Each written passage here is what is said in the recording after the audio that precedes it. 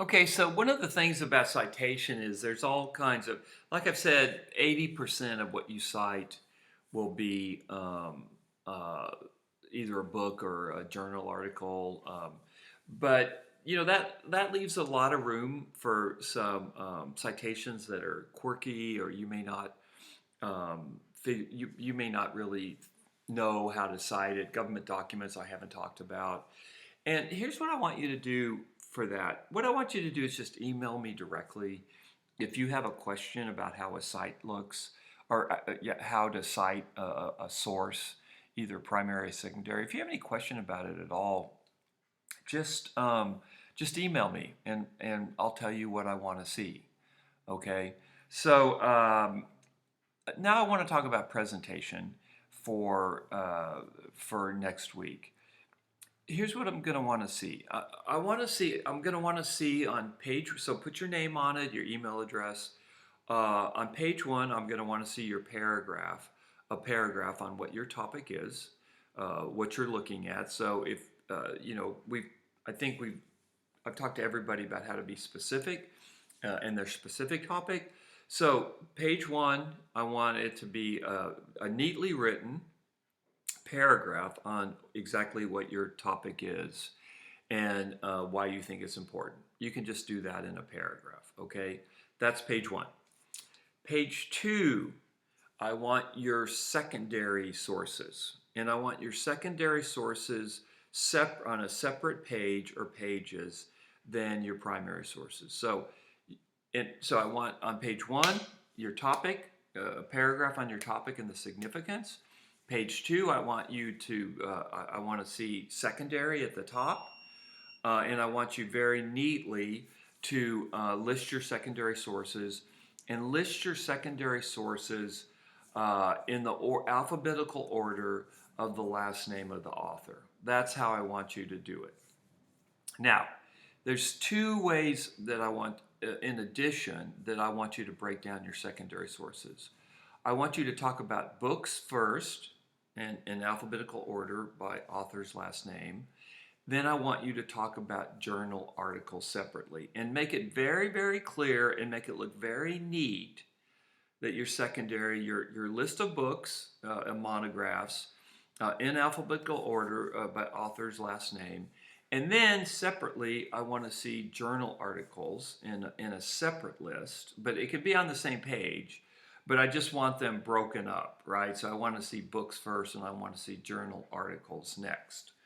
And if you have any questions about that, email me. But what I'm trying to do is just make this, I just want things to look really neat so I can grade them really, really quickly. Now, the question that any good student would have is how many sites do you want, or do I want rather?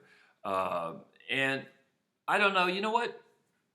Let me give you a maximum instead of a minimum. Okay, 20 for books plus articles. For some of you, that will not be hard to get to that point. If you don't get to that point, um, uh, don't stress. There's a couple of y'all that have more difficult topics than others in terms of finding material. So that's my maximum on secondary. I'd like to see 20 if you've got it. If you've got less than that, don't panic. I'll be able to tell pretty quickly if you've really done a good job of mining your secondary sources. Now, remember, and I think I said this to almost every student, the point of this whole class is not for you to give me a list of sites of primary and secondary sources. The whole point of this whole class, I mean, in part, it is to teach you how to cite correctly, but the whole point of this class is to get you to use our databases because they're so powerful, and I think they can be really intimidating. So I want you all to dig deep. I want you to dig deep, and I'll talk about how I can tell you've dug deep in a little bit. So again, page one, your topic. Page two, secondary sources. I want to see books listed first, very neatly, and then in a second section, I want to see journal articles listed very neatly. I want you to list them in the alphabetical order by the author's last name, and if it's a multi-author journal or book, just use the first author. I want to say Arthur, but I meant author. I have trouble saying that R sometimes. So that's what I want to see for secondary. For primary, I want that to be on a separate page, okay? Yet another separate page, distinct from your topic, sentence, and your secondary sources, and list your topics in alphabetical order by the name of, list your primary sources in alphabetical order by the name of the source. So let's say you have the papers of Elizabeth Cady Stanton. She would go under S, right? And then let's say you have the New York Times. Well, that would go under N. Okay, so again, list your primary sources in alphabetical order to the extent that you can figure that out. And if you have any questions about alphabetical order, primary sources can be a little tricky, but I want to see a very neat presentation of your primary sources. And again, I would say an upper limit would be 20. You don't have to have 20 to do well in this course.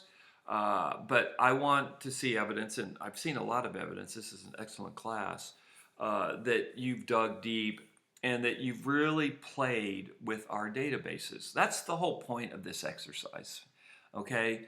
I just want to see that you've played with the databases, that you've really looked into JSTOR, Project Muse, you've looked at newspapers. There's so many more sources you can look at, but at least this is kind of breaking the ice for you. Okay, then I want to see a fourth thing on a separate page. I want to see a list of every database that you've looked at. I want to see a list of every database that you've looked at, and here's how I want you to do it. At this point, I want you to combine primary and secondary. This is page 4 now. I want you to do in alphabetical order. You don't have to separate out primary and secondary.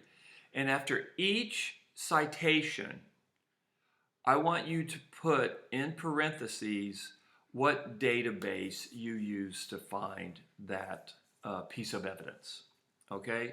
So the fourth page, you're intermingling, you're mixing your primary and secondary. I want you to present it in alphabetical order. And then I want you, at the end of the citation, every citation should have a period, right? At the end of it, in bold letters, I want you to tell me what database you used to find that evidence. It could, for the UTSA Library OneSearch, just put UTSA Library OneSearch, okay? If it's historical newspapers, put historical newspapers. If it's JSTOR, put JSTOR. And what I want to see is, I want to see that you have looked, that you've used a number of our databases. And I'd like to see that you've used at least 5 of our databases, because again, I want you to become familiar with our databases, and I want you to kind of play around with them. So that's the fourth page. So to repeat, number 1, page 1, your topic. And I want your name and email, okay? Page 2, all your secondary sources. Divide up books first, then journal articles, okay? Put everything in alphabetical order. Books in alphabetical order, then journal articles. Page 3, your primary sources in alphabetical order. Page 4, I want you to combine all your sources. I want you to put them in alphabetical order. You can mix in journal articles, primary, and books. And on the side, after the citation, in parentheses, in bold, I want to see what database you use to find that evidence, because I want to make sure that everybody is looking at multiple databases, okay? So that's what I want you to turn in next week. And then we're going to move on to our annotated bibliography, which I haven't explained, so don't, I will explain very clearly what I want there.